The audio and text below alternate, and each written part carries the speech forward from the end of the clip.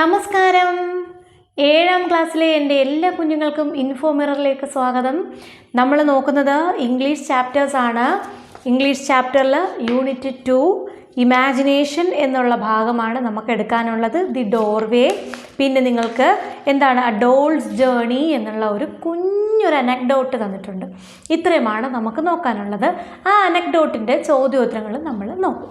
ബാക്കി വീഡിയോസും ഉടനെ തന്നെ അപ്ലോഡ് ചെയ്യുന്നതായിരിക്കും കേട്ടോ. അപ്പോൾ അതാ എത്രയും പെട്ടെന്ന് ചാപ്റ്ററിലേക്ക് കിടക്കാം. എന്താ തന്നിരിക്കുന്നത്? സ്റ്റാർട്ടിങ്ങിൽ ഇമാജിനേഷൻ. എന്താ ഇമാജിനേഷൻ? നമുക്ക് ഭയങ്കര ഇമാജിനേഷൻ അല്ലേ? ഓരോന്നിനെ പറ്റി നമ്മൾ ഭയങ്കരമായിട്ട് ഇമാജിൻ ചെയ്യാറുണ്ടല്ലേ? ഒരു വണ്ടർ വേൾഡ് വേണമെങ്കിൽ നമ്മുടെ സങ്കല്പത്തിൽ ഉണ്ടാക്കിയെടുക്കാറുണ്ട്. ഓരോ സ്ഥലങ്ങളെപ്പറ്റി ഇങ്ങനെ നമ്മുടെ അടുത്ത് പറയുമ്പോൾ നമ്മളെ ഉള്ളിൽ അതിനെപ്പറ്റി ഒരു കാഴ്ച, അതൊക്കെ നമ്മുടെ ഇമാജിനേഷനാണ് അല്ലേ? അങ്ങനെ ഒരുപാട് ഇമാജിനേഷൻ നമുക്കുണ്ട് അല്ലേ?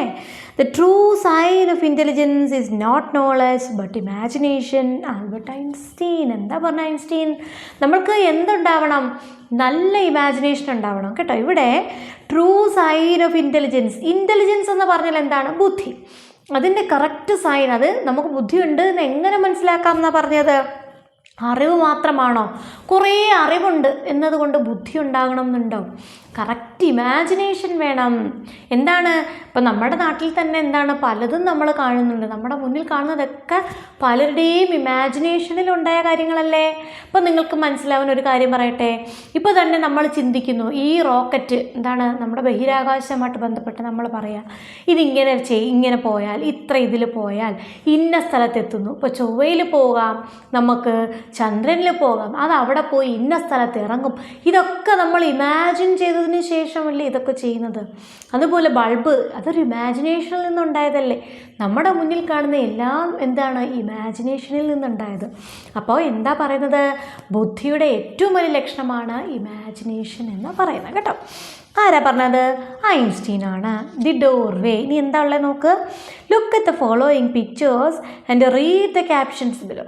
കുറേ പിക്ചേഴ്സ് ഉണ്ട്. ഒരു ഡോളാണ് ആദ്യം, പിന്നെ ഒരു കുട്ടി ഡോളിൻ്റെ കൂടെ ഇരിക്കുന്നു, ഡോളിന് ഫുഡ് കൊടുക്കുന്നു, അങ്ങനെ കുറേ പിക്ചേഴ്സ് ഉണ്ട് അല്ലേ? അപ്പോൾ ഈ പിക്ചേഴ്സ് നിങ്ങൾ നോക്കിയിട്ട് താഴെ എന്താ തന്നിരിക്കുന്നതെന്ന് വായിക്കണം. I love my doll very much. ഒരു ഡോളിനെ തന്നിട്ട് എന്താ പറയുന്നത്? എൻ്റെ ഡോളിനെ എനിക്ക് ഭയങ്കര ഇഷ്ടമാണ്. അടുത്തത്, I give my doll a bath every day. ഞാൻ എല്ലാ ദിവസവും എന്ത് ചെയ്യും? എൻ്റെ ഡോളിനെ കുളിപ്പിക്കും. അടുത്തത്, I feed my doll regularly. ഞാൻ എന്നും അതിന് ഫുഡ് കൊടുക്കും. I read my doll interesting stories. ഞാൻ നല്ല കഥകളൊക്കെ എൻ്റെ ഡോളിന് വായിച്ചു കൊടുക്കും. I play with my doll in the evening ടൈമിൽ ഞാൻ എൻ്റെ ഡോളുമായി കളിക്കും. I lull my doll to sleep at night. എന്താണ് ലല്ലബി? എന്താണ്? താരാട്ട്. ഞാൻ അതിനെ എന്ത് ചെയ്യും? താരാട്ട് പാടിയൊക്കെ ഞാൻ ഉറക്കും, അല്ലെങ്കിൽ ഞാനാണ് അതിനെ ഉറക്കുന്നത്. Imagine you had a doll at home. ഇനി എന്താ, നിങ്ങളെ വീട്ടിൽ നിങ്ങൾക്കൊരു ഡോൾ ഉണ്ടെന്ന് കരുതിയേ. How did you take care of it? നിങ്ങളതിനെ എങ്ങനെയാണ് നിങ്ങളതിനെ ടേക്ക് കെയർ ചെയ്യുന്നത്, ശ്രദ്ധിക്കുന്നത്, അല്ലെങ്കിൽ പരിപാലിക്കുന്നത് എങ്ങനെയൊക്കെയാണ്? അത് നിങ്ങൾ പറയണം. 2-3 പറയട്ടെ. I will give it new clothes. ഞാൻ പുതിയ ഡ്രസ്സ് കൊടുക്കും. I will make it beautiful. അതിനെ ഒരുക്കും. I will let it sleep with me. അതിനെ എൻ്റെ കൂടെ കിടത്തി ഉറക്കും. I will carry it with me. എൻ്റെ കൂടെ എപ്പോഴും ഞാൻ കൊണ്ടു കിടക്കും. പിന്നെ എന്തൊക്കെ നിങ്ങൾക്ക് പറയാമോ അതൊക്കെ നിങ്ങളിവിടെ പറയാം കേട്ടോ. ഇനിയാണ് നമ്മൾ ചാപ്റ്ററിലേക്ക് കടക്കുന്നത്. Page number 37. സ്റ്റാർട്ടിങ്ങിൽ എന്താ തന്നിരിക്കുന്നത്? സ്റ്റാർട്ടിങ്ങിൽ തന്നിട്ടുണ്ട്, here is an anecdote about a girl and her doll. ഇനി ഒരു ഗേളും അവരുടെ ഡോളും തമ്മിലിട്ടുള്ള ഒരു സംഭവ കഥ, രസകരമായ സംഭവ കഥയാണുള്ളത്. The German writer Franz Kafka plays an important role in it. ഇനി കാഫ്ക എന്ന് പറയുന്ന റൈറ്ററും ഇതിലൊരു ഇമ്പോർട്ടൻ്റ് റോൾ ഉണ്ട്. ഏത് രാജ്യക്കാരനാണ് അദ്ദേഹം? ജർമ്മൻകാരനാണ് അദ്ദേഹം കേട്ടോ. It has also appeared in his biography. അദ്ദേഹത്തിൻ്റെ ബയോഗ്രഫിയിലും ഇത് പറയുന്നുണ്ട്. അപ്പോൾ സംഭവമാണ്, നടന്ന കഥ. A dolls journey. ഒരു ഡോളിൻ്റെ യാത്ര. എന്താണ്? It was Saturday afternoon. എന്നായിരുന്നു? സാറ്റർഡേ ആഫ്റ്റർനൂൺ ആയിരുന്നു. Kafka was walking through A park in Berlin. Kafka എവിടെ യാത്ര ചെയ്തതാണ്? ബെർലിൻ എന്ന് പറഞ്ഞ സ്ഥലം. എന്താണ് ബെർലിൻ സ്ഥലം? എവിടെയാണ്? ജർമ്മനിയുടെ ക്യാപിറ്റലാണ്, തലസ്ഥാനമാണ് ബെർലിൻ. അപ്പോൾ അതിലേക്കൂടെ നടക്കുകയാണ്. അവിടെ ഒരു പാർക്കിലൂടെ പോയി. He met a girl who was crying because she had lost her favourite doll. ഒരു പെൺകുട്ടിയെ കണ്ടു, അവൾ എന്ത് ചെയ്യായിരുന്നു? ക്രൈയിങ്, കരയുകയായിരുന്നു. എന്താ കാര്യം? ആ കുട്ടിയുടെ ഫേവറിറ്റ് ഡോളിനെ നഷ്ടപ്പെട്ടു. Kafka joined her in searching for the doll unsuccessfully. കാഫ്കയും കൂടെ ചേർന്നു. എന്തിനാണ്? ആ കുട്ടിയുടെ ഡോള് കണ്ടുപിടിക്കാൻ. പക്ഷെ നടന്നോ? സക്സസ് ആയിരുന്നോ? അൺസക്സസ് ആയിരുന്നു അല്ലേ? നടന്നില്ല, പരാജയമായിരുന്നു. ഹി കൺസോൾഡ് ഹെർ, സമാധാനിപ്പിച്ചു, ആ കുട്ടിയെ സമാധാനിപ്പിച്ചു. He also promised her that he would meet her the next day to continue looking for the doll. എന്നിട്ട് എന്തും പറഞ്ഞു സമാധാനിപ്പിച്ചിട്ട്? നാളെ ഞാനും വരാം, നമുക്ക് നാളെ വന്ന് ഒന്നും കൂടി ഇതിനെ ഒന്ന് തിരയാം. The next day they met at the park in the evening. പിറ്റേന്നും ഈവനിങ്ങിൽ പാർക്കിൽ വന്നു, അവരവിടെ വെച്ച് പരസ്പരം കണ്ടു. After searching for some time, Kafka pretended that he had found a letter under a bench in the park. എന്താണ്? കുറേ നേരം സെർച്ച് ചെയ്തിട്ട് കിട്ടിയോ? ഇല്ല. അപ്പോൾ എന്താ അദ്ദേഹം ഒന്ന് അഭിനയിച്ചു? അത് നോക്കിയേ, ഈ ബെഞ്ചിൻ്റെ ഇടയിൽ നിന്നൊരു ലെറ്റർ കിട്ടി എന്നുള്ള രീതിയിൽ ലെറ്റർ അവിടെ നിന്നും എടുത്തു. He gave the letter to the girl. എന്നിട്ട് ലെറ്റർ ആർക്ക് കൊടുത്തു? ഗേളിന് കൊടുത്തു. Kafka had prepared the letter which was meant to be from the doll. എന്താണ്? കാഫ്ക അത് നേരത്തെ പ്രിപ്പയർ ചെയ്ത് വെച്ചിരിക്കുക. ആ ഡോൾ എഴുതിയതാണ് എന്ന രീതിയിൽ, അങ്ങനെ തോന്നുന്ന രീതിയിലുള്ള ഒരു ലെറ്റർ ആരെഴുതി? കാഫ്ക നേരത്തെ എഴുതി. ആരാ കാഫ്ക? റൈറ്റർ, ജർമ്മൻ റൈറ്റർ അല്ലേ? അപ്പോൾ don't worry about me the letter said. Letter എന്ത് പറയുന്നുണ്ട്? എന്നെ ഓർത്ത് നീ വിഷമിക്കണ്ട. I am on a trip around the world. ഞാൻ ഈ ലോകം മൊത്തം ചുറ്റുന്ന ഒരു യാത്രയിലാണ്. It is really exciting. ഭയങ്കര സന്തോഷം തരുന്ന യാത്രയാണ്. I will tell you everything when I am back.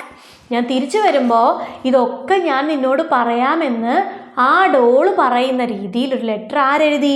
Kafka എഴുതി. അപ്പോൾ മക്കളെ, ഇതിൻ്റെ ഇടയ്ക്ക് നമ്മുടെ ചാനൽ സബ്സ്ക്രൈബ് ചെയ്യാൻ മറക്കല്ലേ. വീഡിയോ ഒന്ന് ലൈക്ക് ചെയ്തേക്കണേ. ഇഷ്ടമായാൽ കമൻറ്റ് ചെയ്യാൻ പറ്റില്ല, എന്നാലും കൂട്ടുകാർക്കൊക്കെ ഒന്ന് ഷെയർ ചെയ്ത് ലൈക്കൊക്കെ ചെയ്ത് ചാനലൊക്കെ ഒന്ന് സബ്സ്ക്രൈബ് ചെയ്യാം കേട്ടോ. ശരിക്കും ആ ലെറ്റർ ഗേൾ എഴുതിയതാണോ? അല്ല, ഡോൾ എഴുതിയതാണോ? കുട്ടിക്ക് വിഷമം വരാതിരിക്കാൻ വേണ്ടി ആ റൈറ്റർ കാഫ്കയാണ് എഴുതിയതല്ലേ? ഇനി നോക്കി, the girl continue to receive letters from the doll.